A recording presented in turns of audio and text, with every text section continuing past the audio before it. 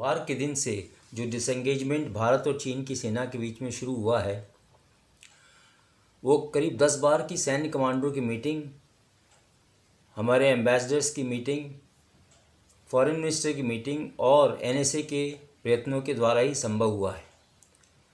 राजनाथ सिंह जी ने राज्यसभा और लोकसभा में बताया कि किस तरह प्लान किया गया है कि पहले पेगोंग झील के उत्तर और पूर्व में जो भी सेनाएं हैं वो अपने अपने इलाकों में वापस लौटेंगी, जो कि अप्रैल 2020 में लोकेशन थी।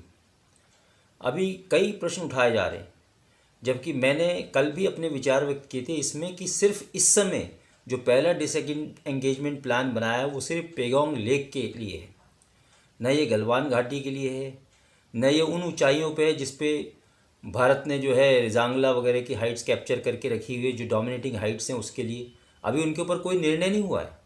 अभी ये पहली स्टेज है डिसएंगेजमेंट की, जिसमें पेगोंग लेक को एक टारगेट बना के किया गया है कि इसके आसपास जो हमारे डिप्लॉयमेंट्स हैं वो वापस हों, जो आर्म्स एम्यूनिशन और इक्विपमेंट वहाँ पर हैं वो हटें और सेनाएं अपने अपने इलाकों में लौटें। जैसे मैंने कल बताया था, फिंगर 3 का इराक का आज का नहीं है।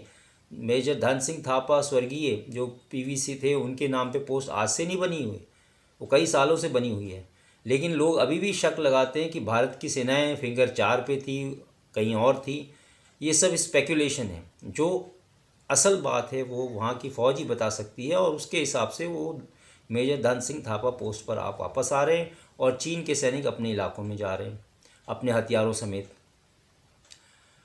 और ये सवाल उठाना कि गलवान का क्या होगा, जो हाइट्स हैं कब्जा की गई हैं उसमें चुशूल सेक्टर में, उसका क्या होगा। जो हाइट्स हमने कैप्चर की हैं उसी की वजह से जो प्रेशर चीन के ऊपर पड़ा है, ये बातचीत पर आया है और ये डिसएंगेजमेंट प्लान बना है।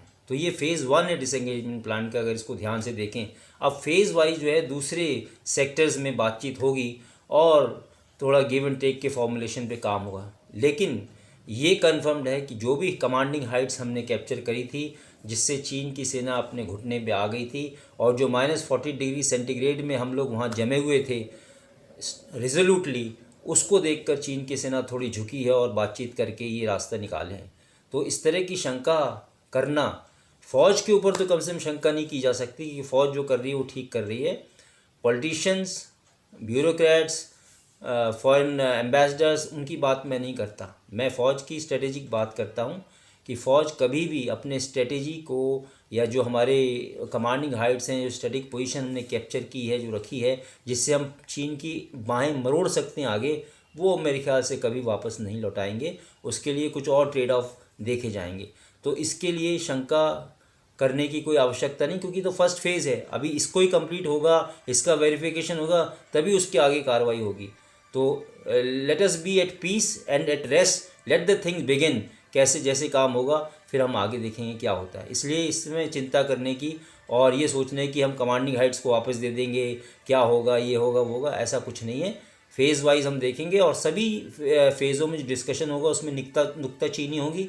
मिलिट्री कमांडर्स 1 इंच जो है उसको गिव अप नहीं कर सकते, क्योंकि उन्होंने उसके लिए खून बहाया है, शहादत दी है। तो इस बात को ध्यान रखना चाहिए। Thank you.